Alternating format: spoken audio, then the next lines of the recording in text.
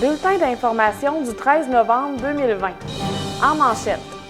Les démarches sont enclenchées pour la réfection du quai à Forestville.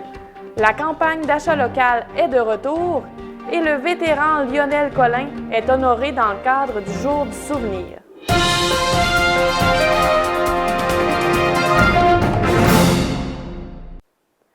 En séance ordinaire le 10 novembre, le conseil municipal de la ville de Forestville a adopté un avis de motion pour un règlement d'emprunt dans le cadre de la réfection majeure du quai datant de plus de 50 ans. Sans confirmer d'investissement d'un ou des deux paliers de gouvernement, la mairesse de Forestville, Micheline Anctil, a mentionné que le conseil municipal avait suffisamment d'indications favorables pour débuter ces démarches. Rappelons qu'en 2019, la mairesse avait confirmé que le quai avait besoin d'environ 6 millions de dollars en réparation, une somme que la municipalité ne peut endosser en totalité. Infrastructure Canada demandait la confirmation d'intérêt du ministère de l'Économie et de l'Innovation du Québec avant de garantir une aide financière du fédéral allant jusqu'à 17 % des coûts du projet, soit une somme de 1 million de dollars. À la prochaine séance municipale, le 8 décembre, un projet de règlement d'emprunt sera présenté à la population et plus de détails seront fournis. La ville de Forestville ainsi que la Légion royale canadienne, appuyée de la communauté religieuse Saint-Luc de Forestville, ont honoré la mémoire de Lionel Collin dans le cadre du Jour du souvenir le 11 novembre. En présence de la famille du vétéran foresvillois qui a servi dans le Royal 22e Régiment lors de la Deuxième Guerre mondiale de 1939 à 1945 et fait partie des troupes présentes au débarquement de la Normandie, une couronne de fleurs a été déposée devant l'hôtel de ville et le drapeau canadien a été mis en berne pour l'occasion. L'hommage a débuté au columbarium de l'église Saint-Luc, où la mairesse Micheline Anctil, Berthold Ouellet, représentant de la Légion royale canadienne, et le curé de la paroisse, Irénée Girard, ont salué le courage de ces hommes et femmes qui ont été au service de leur pays. Nous désirons que notre communauté se rappelle que ses citoyens se sont battus pour un avenir en lequel ils croyaient, pour des valeurs de démocratie, de liberté et de paix durable. Quel est le prix de la paix? Pourquoi M. Collin, nos militaires se sont battus en Europe principalement? Pourquoi? Vous avez commencé à le dire tout à l'heure, mais d'abord pour la vérité. Ça a l'air drôle de dire la première chose qui tombe en temps de guerre, c'est la vérité. À la mémoire de nos camarades qui, sur mer, sur terre et dans les airs, ont fait le sacrifice suprême pour leur pays et la liberté lors de l'opération menée sur le territoire canadien et par le monde depuis la Confédération canadienne de 1867. Et on continue en disant, c'est ça les paroles les plus importantes, ils ne vieilliront pas comme nous, qui leur avons survécu. Ils ne connaîtront jamais l'outrage ni le poids des années. Quand viendra l'heure du crépuscule, celle de l'aurore, nous nous souviendrons d'eux. Cette cérémonie dédiée à Lionel Collin est la première d'une longue série, a promis Mme Anctil. Monsieur Lionel Collin est né le 29 août 1916 à Rimouski. Marié à Mme Blanche-Annie Michaud, il est le père de Louise, Bernard et Jacqueline Collin. Le vétéran était bombardier suppléant au sein de l'Artillerie royale canadienne et s'est particulièrement démarqué lors du combat. Pour sa bravoure, il a reçu de nombreuses décorations, dont la médaille canadienne du volontaire, la médaille de la Défense et l'Étoile d'Italie. Décédé le 13 décembre 2009 à l'âge de 93 ans, M. Collin faisait partie d'une fière famille de soldats volontaires, ses deux frères ayant également combattu durant la guerre. À son retour au pays, il est l'un des premiers arrivants à Forestville. Il fonde la quincaillerie Collin et participe à la construction de certains des bâtiments de la ville, dont l'aéroport, le magasin Tremblay, devenu aujourd'hui le salon Création Coiffure. Afin d'inciter l'achat local et dynamiser le secteur commercial de la Haute-Côte-Nord, la campagne L'achat local, c'est dans le sac, édition 2020, est officiellement lancée.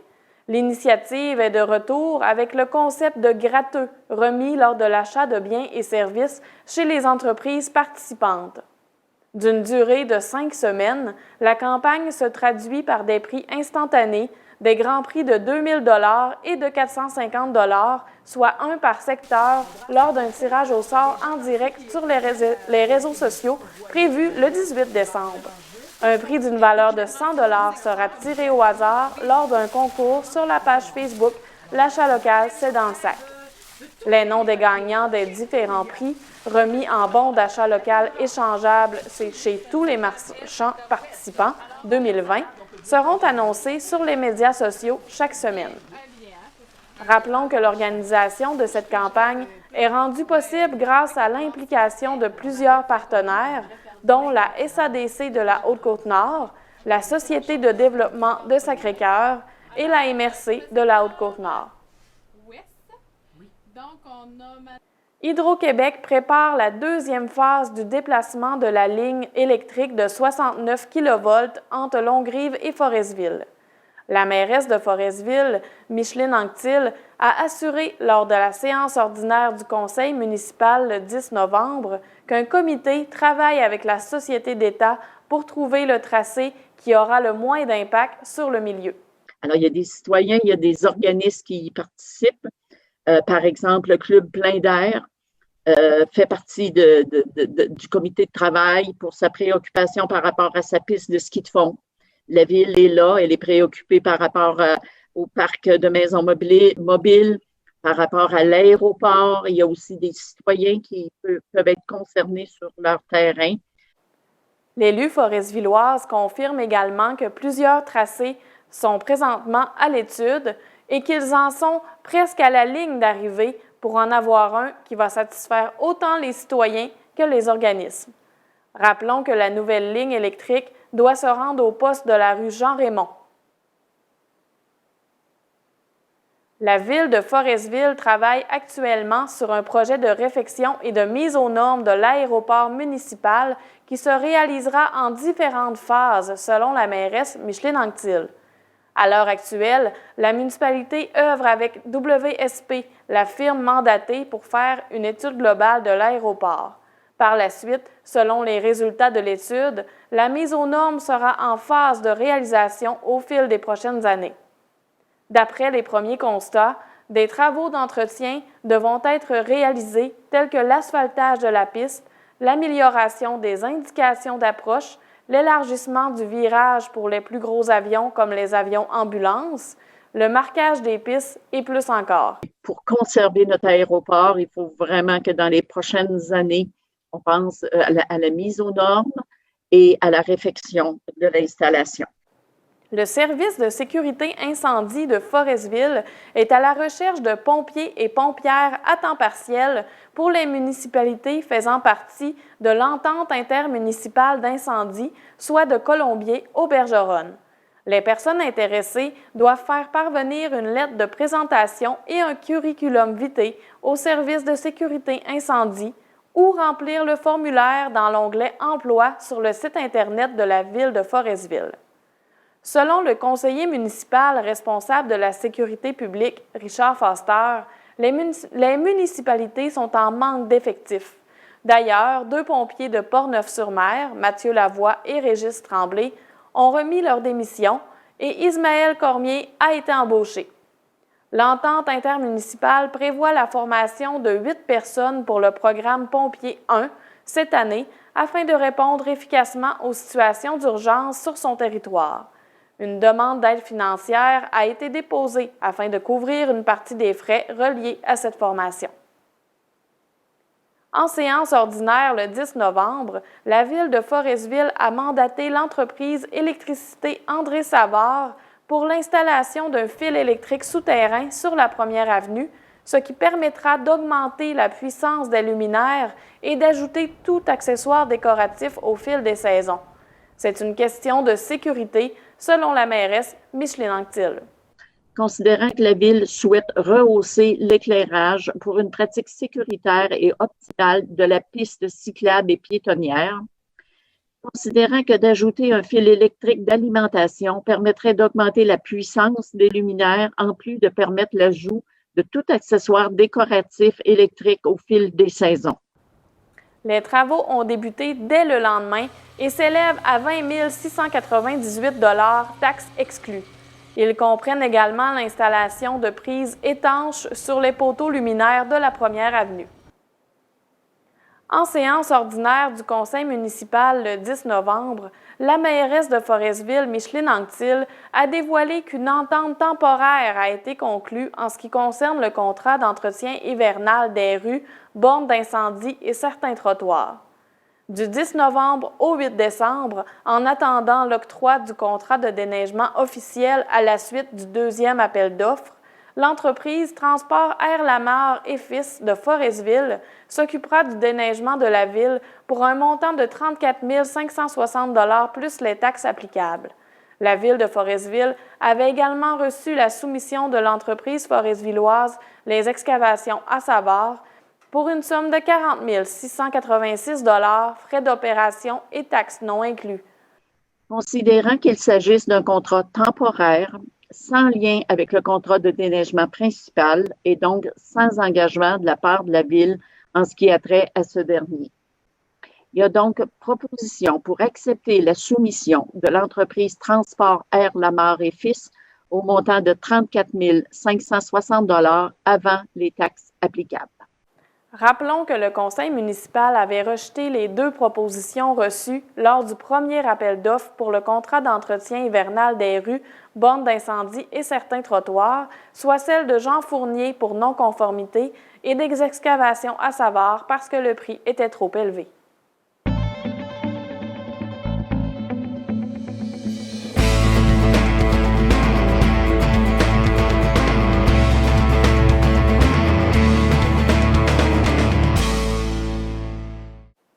Dans le monde du sport, la pandémie de COVID-19 ayant causé l'annulation du format habituel du cross-country régional cette année, le Réseau du sport étudiant du Québec a offert à chaque établissement scolaire sa collaboration afin d'organiser une compétition pour ses élèves. Une occasion que n'a pas manqué la Polyvalente des Rivières et l'École Saint-Luc de Forestville. Les écoles ont donc organisé l'événement chacune à leur façon pour maintenir l'engouement pour cette activité toujours très appréciée des élèves et des membres du personnel. Les compétitions des différents niveaux se sont déroulées pendant les cours d'éducation physique entre le 19 et le 28 octobre et la remise de prix a eu lieu le 30 octobre. Quelques 176 élèves du secondaire sur 203 ont franchi le parcours de 2 km qui avait été aménagé par les enseignants Dave Delaunay et Nancy Terrien. 3 gagnants masculins et féminins ont reçu une médaille pour chaque niveau scolaire. Le garçon et la fille la plus rapide de la polyvalente ont aussi été félicités devant leur père. Il s'agit de William Ovington, élève de 4e secondaire, qui a terminé la course avec un chronomètre de 7 minutes et 10 secondes. Quant à Alexandre Lapointe, 2e secondaire, elle a réalisé un temps de 9 minutes et 21 secondes. Finalement, le Club de la trotte de Forestville a annoncé que la course des Pères Noël aura bel et bien lieu cette année. L'organisme a pris la décision de la devancer au dimanche 13 décembre à 13 h afin d'avoir une température plus clémente. Toutefois, si la météo fait des siennes, la course sera remise au 20 décembre. Tous les coureurs et marcheurs sont les bienvenus. Les règles de distanciation sociale s'appliqueront.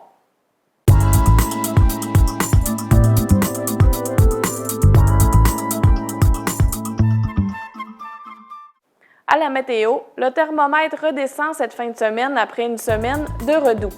Ce samedi 14 novembre, le temps sera nuageux avec un maximum de 5 degrés. Quant à dimanche, on attend de la neige intermittente avec un maximum de 0 degrés.